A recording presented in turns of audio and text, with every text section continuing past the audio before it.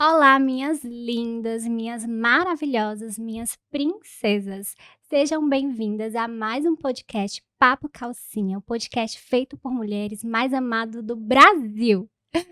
E hoje o tema é polêmico, Uhum. controverso e, no geral, todo mundo quer opinar um pouquinho. Porque nós vamos Verdade. falar de maternidade, mais precisamente culpa materna. E para esse tema, eu não podia pensar em alguém melhor. Numa companhia mais agradável, numa profissional mais renomada, receber essa mulher aqui hoje é singular. Ela é de um currículo vasto, é uma profissional de gabarito. Adna Fontinelli, bem-vinda. Obrigada, Verlaine. É um prazer enorme estar aqui contigo para conversar sobre esse tema, né? E é um tema realmente bem desafiador, bem polêmico, tão presente no nosso cotidiano, né? Mas Sim. eu acho que vai ser bem divertido e prazeroso conversar sobre isso também. E assim, antes da gente iniciar, de eu te fazer a primeira pergunta sobre o tema, vamos falar para o pessoal um pouquinho quem é a Adna? Quem é você? Uhum. Então, eu sou a Adna, esposa, mãe, né, filha. Então, mãe da Mariana, de 14 anos, da Marina, de 11 anos, esposa do Gilfrão, filha da Vera e do Oséias, irmã da Aninha, Ana Eita. Fabrícia. E para além, assim, disso que mais nos funda, né, que é família. Sim. Profissionalmente, eu sou psicóloga, sou mestre em psicologia, sou sócia fundadora também da Trauma Psi, clínica de psicologia e consultoria. E aí trabalho com abordagens diversas aí, incluindo as abordagens de trauma psicológico, de processamento de traumas psicológicos. Tenho especialização também em neurociência. Então, a gente e uma experiência clínica aí de Temos alguns uma pequena anos, trajetória, 20 né? anos e um pouquinho de clínica. Então, Adna, nesses teus 20 anos e um pouquinho de clínica, segundo essa sua experiência no consultório, essa culpa materna é mesmo a máxima? É assim, é uma queixa comum das mulheres no consultório? Ela raramente chega como a queixa principal. Certo. Mas ela está sempre nas entrelinhas e à medida que a gente vai trabalhando outras questões, ela sempre aparece, né. Então, em um momento ou outro, na psicoterapia de mulheres adultas, de mães, a gente se depara muito frequentemente com esse tema da culpa na maternidade, Uhum. né. Eu confesso que para vir conversar contigo sobre esse tema hoje, eu tive que me aprofundar um pouquinho mais. E quando eu vi, eu estava lendo um pouquinho de Rousseau, Freud. Eu disse, como é que eu vou conversar com a Adna sobre isso? Para poder entender.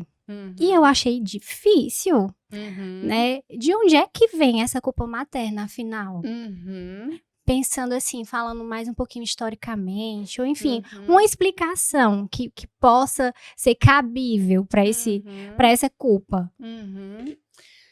A gente poderia fazer vários caminhos, né, Verlaine, Ah, pensar aí de uma forma mais histórica, filosoficamente falando, né, e no que foi o contexto histórico dessa construção da culpa, mas para também não ficar chato, nem ficar muito difícil, foi difícil o que da eu gente achei. Eu entender, digo, eu não tô né. entendendo nada. A Adna vai ter que me explicar, porque eu não vou ficar lendo isso aqui, não.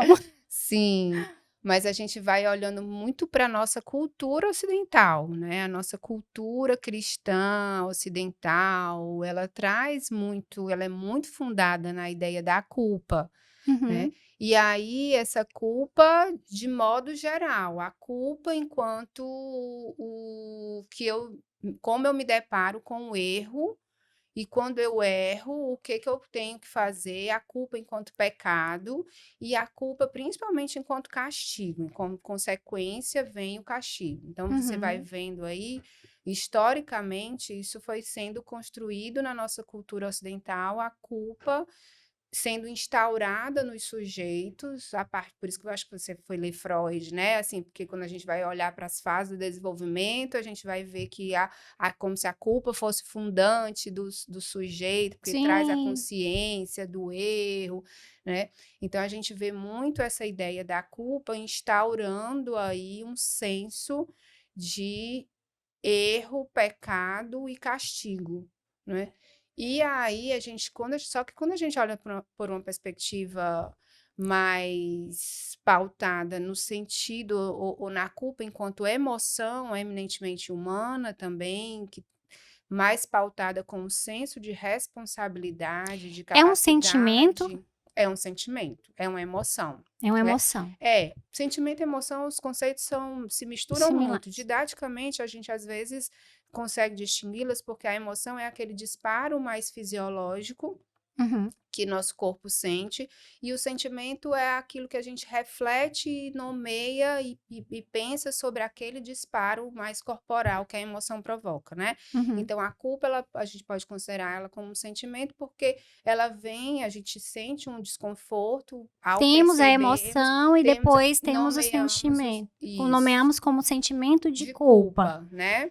E aí, se a gente for olhar pela perspectiva da capacidade do ser humano de se autoavaliar, de avaliar a própria conduta, de olhar para os próprios erros e de pensar o que que eu posso fazer com os meus erros, o que que eu posso fazer de diferente. Então, essa capacidade de que a gente tem muito mais a ver com responsabilidade, Uhum. ela é extremamente importante para os seres humanos, né? Pessoas sem culpa são pessoas que até o senso comum Psicopata. entende como psicopatas, como pessoas adoecidas da capacidade de se vincular, de ter empatia, de se preocupar com o outro, né? Certo. Então não é errado ter esse sentimento. De jeito nenhum. Esse sentimento da capacidade de avaliar as próprias condutas, refazer rotas, pensar o que foi que cometeu de errado naquele momento, o que não foi tão apropriado naquele momento e o que pode fazer de diferente no futuro para reparar aquela situação ou outra que possa vir no futuro. Essa questão do certo ou errado, independente disso, o sentimento tá ali. Tá ali. Tá ali, né. Uhum. Chegamos numa ideia de que existe o sentimento, ele tá ali.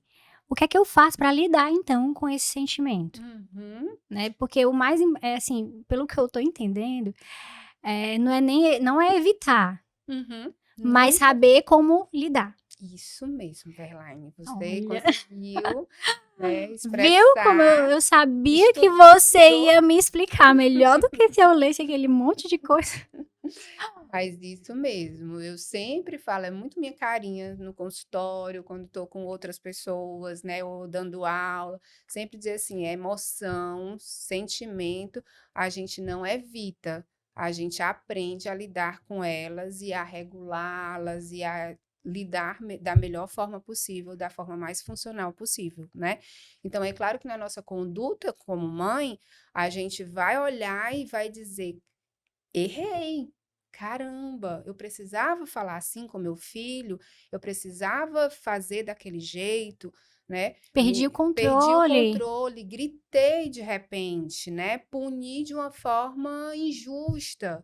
Então, essa capacidade de olhar, avaliar as nossas próprias ações e dizer, peraí, né?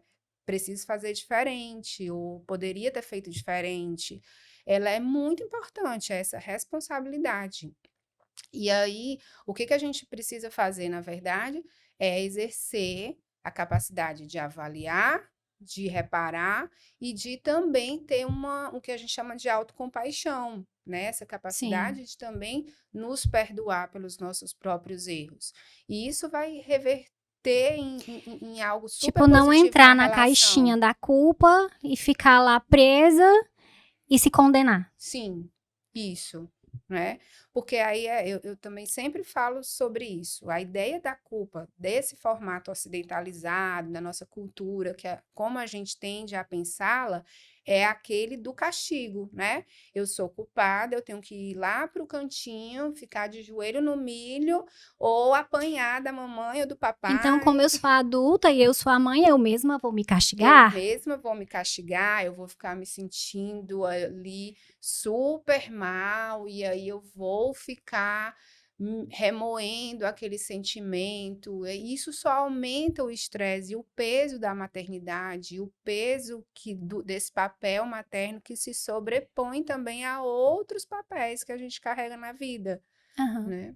Então, isso torna a maternidade muito mais pesada, muito mais difícil, essa culpa exagerada. E ali, além da nossa próprio castigo, né, tipo, da gente se castigar, ainda tem aqueles palpites e pitacos. Uhum, E por mais que, por exemplo, a gente tem que saber lidar, e aí você acha que tá começando a lidar com isso melhor, mas vem esse pessoal meio que põe o dedo.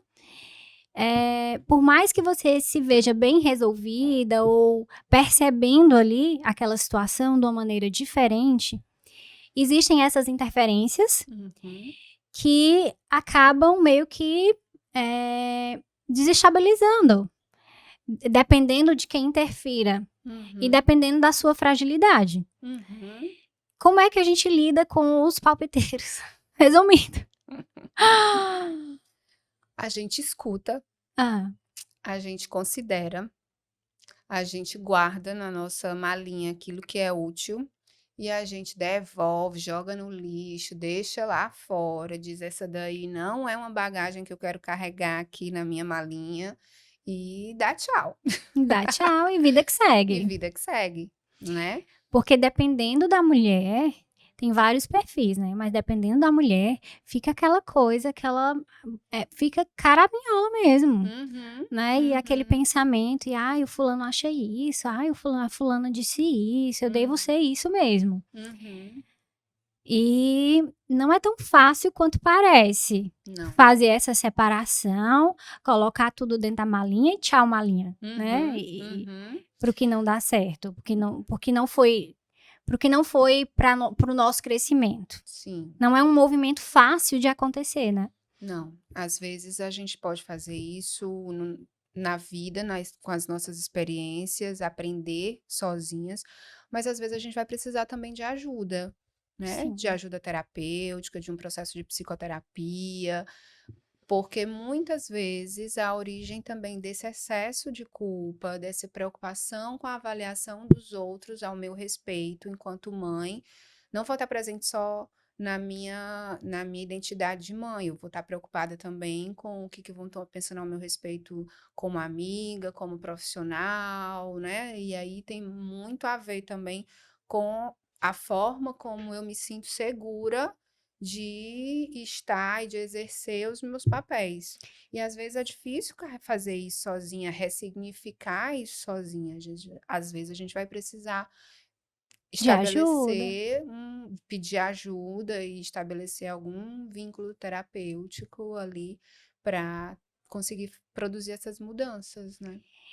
E assim, pensando nessa questão dos papéis, existe mesmo como desempenhar esses vários papéis de maneira satisfatória ou é apenas mais um romance inventado para que a gente possa dar conta de tudo e dizer: "Ah, eu sou boa em tudo"? Existe, assim, enfim, essa Mulher Maravilha existe? Não.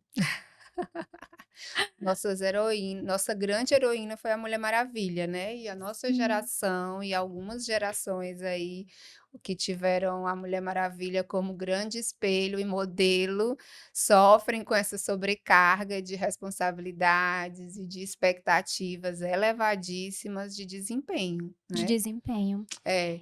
E aí é claro que é uma habilidade que a gente vai adquirindo ao longo da vida de desempenhar vários papéis.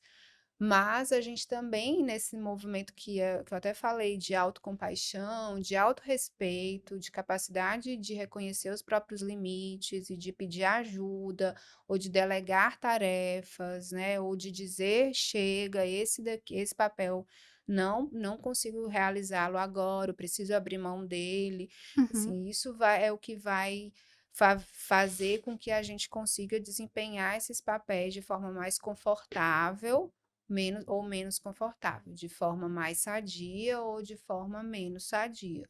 Sim, e essa questão de elevar a expectativa do desempenho, muitas vezes acaba impedindo que a gente execute várias tarefas, né, Uhum, que são necessárias no momento, às vezes, ser executada, tipo, não posso abrir mão uhum, de ter vários papéis. uhum, E aí se eleva essa expectativa de desempenho e meio que você se frustra, uhum, porque não consegue ter um desempenho excelente em tudo, que é uhum, humanamente impossível, uhum. e você se paralisa. Sim. Não, então se não posso ser ótima, não vou fazer.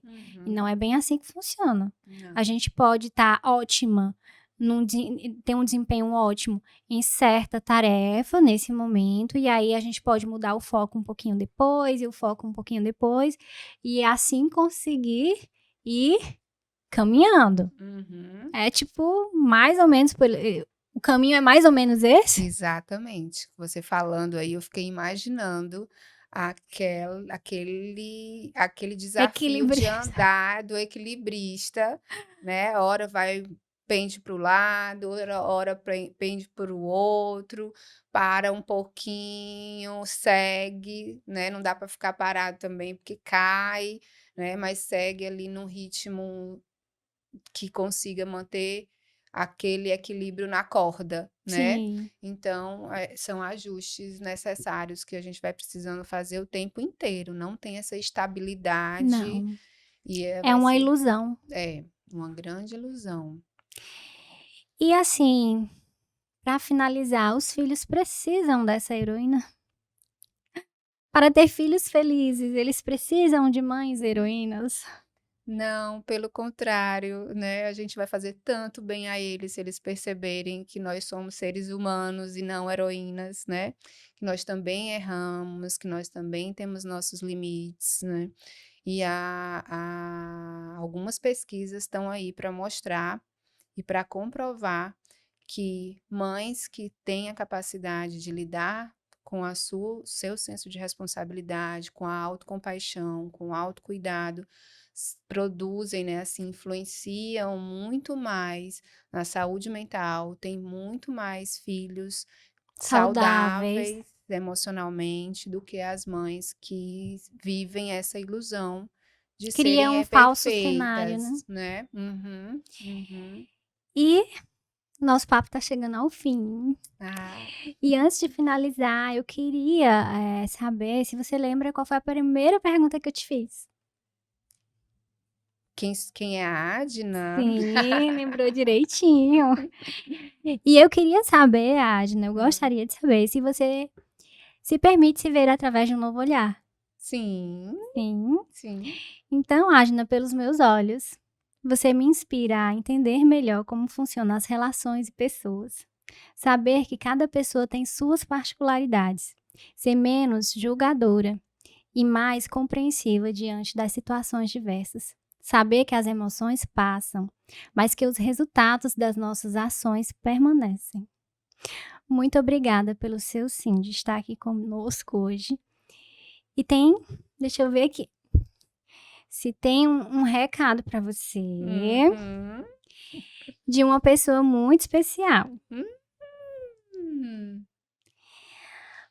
Minha filha amada, minha Vai fazer eu primogênita. chorar. Quando você nasceu, nasceu também uma linda amizade. Você cresceu, fez e faz novas amizades, casou, teve 2 filhas maravilhosas. Quero que saiba que a mamãe sempre estará aqui, torcendo por seu sucesso profissional e te amando incondicionalmente. As coisas podem mudar, mas o meu colo e o meu abraço sempre estarão prontos para te receber. Você é e sempre será a minha melhor amiga. Um beijo da sua mãe que se orgulha muito de você. Vera Lúcia. Posso te dar um abraço? Ai, claro.